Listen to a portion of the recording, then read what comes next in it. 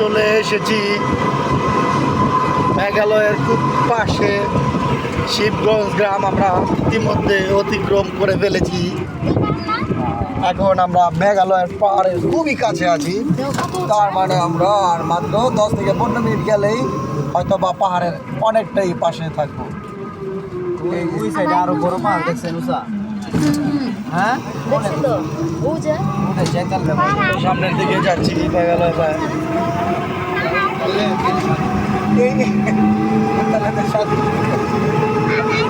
ভাইটা এই পাহাড়টা তো হিসাবে আমরা ওই নেত্রকোনার চারিদিকে না?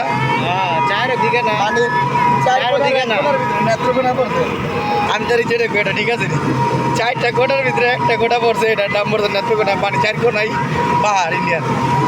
চারিদিকে পাহাড় না, দক্ষিণ সাইডে হলো সাগর। সাগর আছে, দক্ষিণ সাইডে আছে সাগর আছে, দক্ষিণ সাইডে, বাগনা দিকে সাগর। দক্ষিণ সাইডে সাগর আছে। আমরা এখন আবদুল্লাহ রে ইন্ডিয়া নিয়ে পাচার করে দিয়ামো।